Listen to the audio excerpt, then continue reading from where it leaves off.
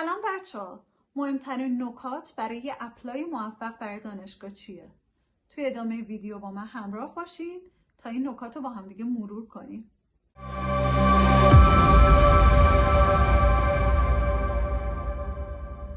سلام بچه‌ها، خیلی خوش اومدیم به ملوان. خب بریم سراغ نکته اولین نکته پیدا کردن کشور یا کشورهای هدفه.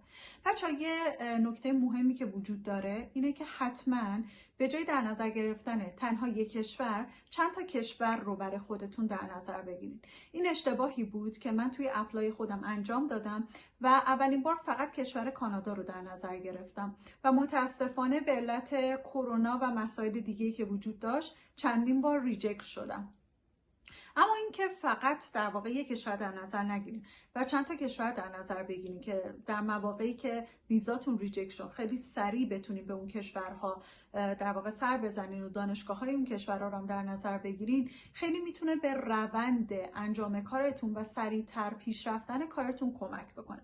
پس اولین هدف چیه؟ در نظر گرفتن چند تا کشور در واقع هدفی که شما میخواین براش اپلای بکنید.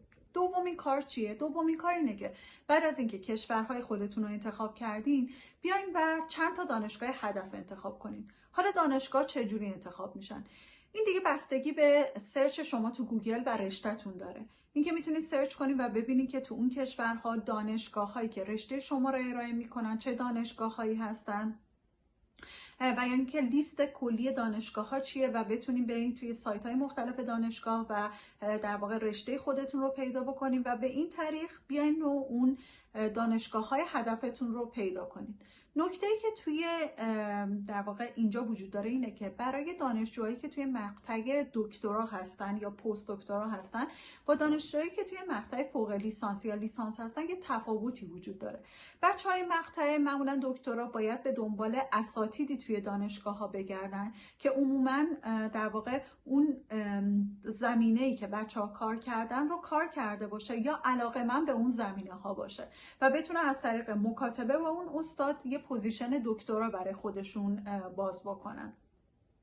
اما برای بچه‌های لیسانس و مقطع فوق لیسانس اگه بخوان فاند تحصیلی بگیرن یا فول فاند بشن و اینا، خیلی خوبه که بتونن استاد پیدا بکنن توی زمینه کاری که خودشون دارن کار میکنن یا پایان نامه دادن یا مقاله تو اون زمینه چاپ کردن.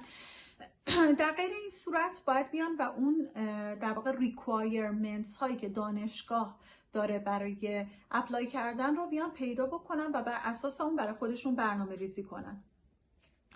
بچه ها برای تمامی مقطع لیسانس، فوق لیسانس، دکترا و پست دکترا یه سری requirements وجود داره، یه سری در واقع مدارکی وجود داره که بچه ها باید ارائه بکنن، مثل ارائه کردن حداقل مدرک آیلتس یا تافل که میتونه 6.5 یا 7 باشه، ارائه کردن حداقل معدل مقطع قبلی مثلا مقطع لیسانس یا فوق لیسانس که میتونه 15 حالا یا 14 و اینا باشه. یه سری نیازمندایی وجود داره در رابطه با یه سری دروس خاص که مثلا برای رشته مهندسی بچه‌ها باید یه سری دروس خاص مربوط به یه رشته خاص مهندسی و باید حتما نمره بالاتر از در واقع یک سطح پایه گرفته باشن و از این مدل در واقع نیازمندی ها. بعد بر اساس اینکه اومدین و اون ریکوایرمنتس ها رو پیدا کردین، بیاین و برای خودتون برنامه ریزی بکنین. حالا ممکنه که شما هنوز دانشجو باشین، مثلا دانشجوی لیسانس باشین و میخواین برای فوق لیسانس اپلای کنین، یا دانشجوی فوق لیسانس باشین و میخواین برای دکترا اپلای بکنین.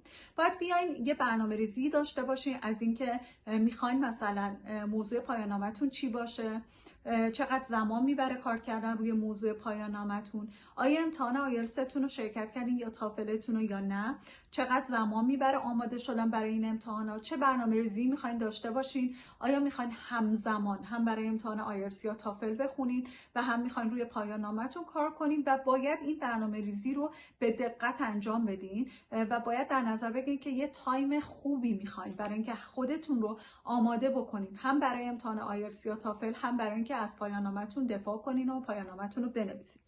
نکته بعدی اینه که بچه‌ها باید یه برنامه ریزی مالی خیلی خوب داشته باشین و یه تحلیل مالی قوی. خب بچه ها، در رابطه با برنامه ریزی مالی شما باید چند تا نکته رو در نظر داشته باشید.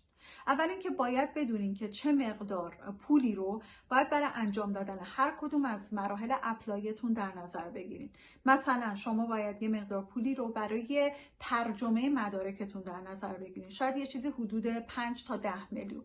یه مقدار پول باید در نظر بگیریم برای اینکه اگر اون سفارت کشور مقصدتون توی کشور خودتون نیست، مثلا سفارت کانادا توی ایران نیست و توی ترکیه است و بعد یه پولی رو جداگانه در نظر بگیریم برای مسافرتی که میخواین انجام بدین به ترکیه، حالا یا آنکارا، برای اینکه برین انگشت نگاری انجام بدین. پس این در واقع پول بعدیه که باید براش در واقع یه چیزی رو در نظر بگیرین. خب در چیز بعدی که وجود داره شرکت کردن توی امتحان است. خب معلوم نیست که امتحان آیلتس دوباره توی ایران برگزار بشه یا نه. پس باید یه برنامه ریزی مالی هم داشته باشیم برای اینکه برین و توی کشور همسایه مثل ترکیه یا ارمنستان و اونجا امتحان آیلتس رو شرکت کنین. حالا میخواین تو چه هتلی اقامت داشته باشین و باید یه برآورد هزینه داشته باشین. نکته بعدی شهریه است. خب بچه ها، اگر فول فاند بشین برای دانشگاه، بحث شهریه و تمکن مالی شما اوکی میشه. اینکه شهریتون عموما چیزی نیست و تمکن مالیتون مبلغ خیلی کمیه، یا تمکن مالی نباید ارائه بدین برای سفارت، یا اگرم باید ارائه بدین یه چیزی در حدود $1000 کانادا یا فکر میکنم 1000 یورو باشه. اما توی مواردی که شما باید شهریه پرداخت کنین و تمکن مالی ارائه بکنین، چند تا نکته رو مد نظر داشته باشین. اول اینکه شهریه برای مقاطع مختلف متفاوته. برای مقطع فوق لیسانس مثلا توی کشور هلند در حال حاضر چیزی حدود 20 تا 25 هزار یورو برای خوندن کل مقطع فوق لیسانستون و برای مقطع لیسانس فکر میکنم سالی حدود 15,000 یورو باشه. توی کانادا فکر میکنم این مبلغ برای مقطع فوق لیسانس چیزی در حدود بین 8 تا 10,000 دلار کانادا باشه. حالا باز میتونید تحقیق کنید چون سال به سال هم متفاوت میشه این مبالغ. اما نکته بعدی که وجود داره اینه که بحث تمکن مالی چیه. پس شما باید یه پولی برای شهریتون جداگانه در نظر بگیرید و بعد تمکن مالیتون.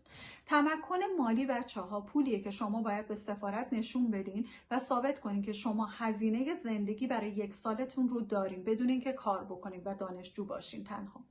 خب توی هلند و فکر میکنم اتحادیه اروپا این مبلغ چیزی بین 12 تا 15,000 یوروه و اینکه قبلا زمانی که من خودم اومدم به این صورت بود که خب شما باید از 3 تا 6 ماه قبل توی حسابی این پول رو به صورت ریالی یا یورویی، دلاری یا هر در واقع کارنسی میتونستین در واقع این پول رو بذارین، ولی باید مبلغش بین 12 تا 15,000 یورو میشد و این رو به سفارت نشون میدادین. میرفتین پرینت از بانک میگرفتین به همراه مهر و امضا و اون رو به سفارت نشون میدادید و بعد از اون میتونستین اون حساب رو در واقع باز کنید و از پولش استفاده کنید.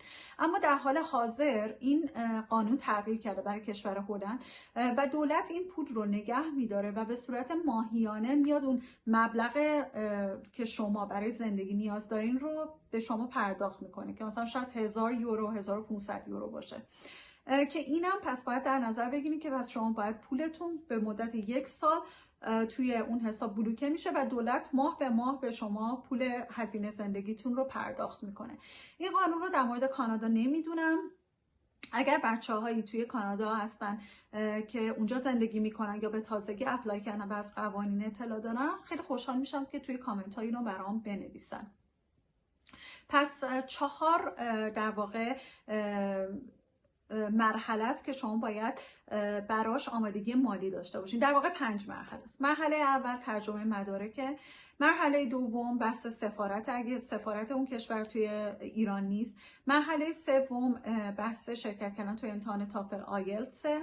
مرحله چهارم بحث تمکن مالیه. مرحله پنجم مرحله شهریه است و مرحله ششم مرحله‌ای که اگر اون تمکن مالی رو میتونین آزاد بکنین، شما باید پولی حداقل به اندازه 6 ماه زندگیتون داشته باشین. بچه‌ها حداقل برای 6 ماه تا 1 سال پول و هزینه برای زندگیتون داشته باشین تا اینکه بتونین یه فرصت و تایم مناسبی برای پیدا کردن کار داشته باشین. بچه‌ها من بقیه نکات رو توی ویدیو بعدی بهش اشاره میکنم چون تعداد نکات زیاده. اما به عنوان در واقع یه پوینت پایانی و نکته پایانی که خیلی دوست داشتم در موردش صحبت کنم اینه که آیا با وکیل مهاجرت قرارداد ببندیم یا نه. بچه‌ها من خودم این کارو کردم و خیلی پشیمون شدم و اینکه اگر برمیگشتم عقب حتما خودم اقدام میکردم، خصوصا اینکه اگر سطح زبانتون توی سطح متوسطی هست که میتونین با دانشگاه مکاتبه بکنین و یا حتی سطح در واقع مبتدی هستین که دارین یاد میگیرین، سعی کنین که خودتون کاراتون رو انجام بدین. واقعا پروسه سختی نیست. پروسه در واقع ترجمه کردن مدارک، نوشتن SOP یا انگیزه نامه که توی ویدیو مفصلا در مورد طرز نوشتنش بهتون توضیح میدم و اگر میتونین خودتون همه این کارا رو انجام بدین و فکر میکنم که خیلی از افراد میتونن این کار رو انجام بدن، فکر میکنم که با وکیل مهاجرت قرارداد نبندین، چون که وکلای مهاجرت علاوه بر اینکه پول سنگینی از شما میگیرن با یه سری از کالج ها و دانشگاه های خاصی قرارداد دارن که در قبال فرستادن دانشجو از اونا پورسانت میگیرن و این میتونه تعداد انتخاب شما رو هم حتی محدودتر بکنه و عموما دانشگاه ها و کالج هایی که سطح خیلی بالایی دارن با وکلای مهاجرت قرارداد نمیبندن، چون آلردی خیلی دانشجو دارن و خیلی کسا دوست دارن که اصلا تو این دانشگاه درس بخونن. پس اگه خودتون شروع کنین به اقدام کردن، نه تنها میتونین یه هزینه در حدود 3000 4000 دلار کانادا یا آمریکا رو برای خودتون ذخیره بکنین و داشته باشین، هزینه که باید به وکیل مهاجرت بدین، که میتونین تعداد دانشگاه‌های بیشتری رو توی دستتون داشته باشین و حق انتخابتون بالاتر میره. این نکته پایانی من بود. حالا بچه اگر خودتونم تجربه‌ای دارین تو این زمینه و دوست دارین که با ما به اشتراک بذارین، خیلی خوشحال میشم که توی کامنت ها برای من بنویسین و بقیه نکاتم من توی ویدیو بعدی بهش اشاره میکنم و در واقع باهاتون مرور میکنم. پس فعلا تا ویدیو بعدی.